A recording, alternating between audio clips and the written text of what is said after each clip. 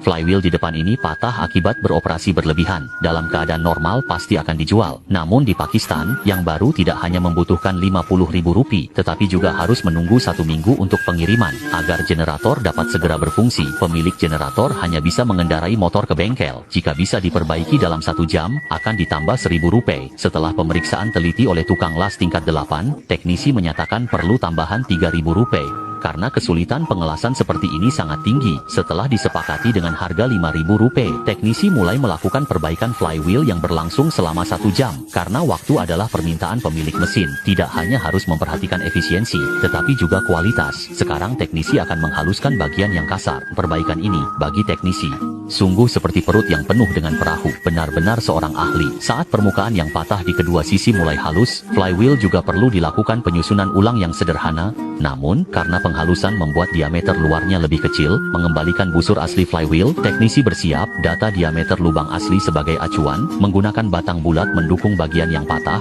Dengan cara ini, dapat membuhau yang hilang akibat penghalusan. Mengingat perbedaan besar antara diameter luar dan diameter lubang, teknisi harus menggunakan pahat ulir untuk memotong berulang kali hingga sesuai dengan diameter lubang asli. Segera setelah itu, membandingkan batang bulat dengan posisi lubang. Jelas bahwa tepi lubang yang patah tidak mendukung pemasangan pada kedua sisi, sehingga perlu dilakukan penghalusan sederhana.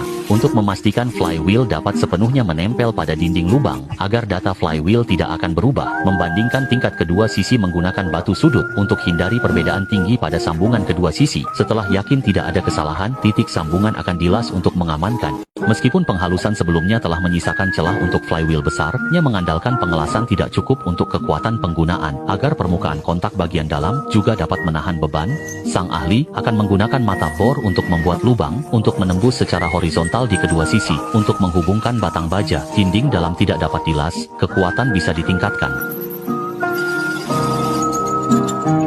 Setelah melalui pengeboran yang teliti oleh sang ahli, karena perlu menyisipkan baja bulat dengan nomor tembaga untuk menghubungkan, juga harus melakukan pemrosesan pemotongan pada baja bulat yang telah disiapkan sesuai dengan ukuran luar mata bor. Baja bulat ini setara dengan paku keling besar, sehingga flywheel yang telah diperbaiki melalui pengelasan pada celah dapat menjadi lebih tahan lama. Setelah memastikan diameter luar dan panjang baja bulat, potongan baja bulat menjadi 2 dengan menggunakan alat pahat. Setelah sang ahli membuat salinan kolom baja kedua, kolom tersebut kemudian dipukul masuk ke dalam lubang di kedua sisi. Hanya setelah memastikan bahwa tidak ada kendala lubang flywheel, baru dianggap benar-benar terangkai menjadi satu kesatuan. Celah yang ada adalah ruang untuk perbaikan melalui penghalusan. Setelah memastikan bahwa kolom baja tidak akan goyang, gunakan elektroda las berkualitas tinggi untuk mengisi semua celah dengan pengelasan. Namun, karena kolom baja telah disiapkan untuk posisi pengelasan, kedua lubang juga harus dilakukan pengelasan. Tidak hanya dapat berfungsi sebagai pembatas untuk kolom baja, tetapi juga tidak akan mempengaruhi tepi flywheel. Namun, tinggi bagian yang menonjol dapat mempengaruhi datar, sehingga bagian yang menonjol harus dipoles menggunakan mesin gerinda sudut dengan permukaan tepi sebagai standar penghalusan, agar flywheel dapat kembali ke pengaturan pabriknya.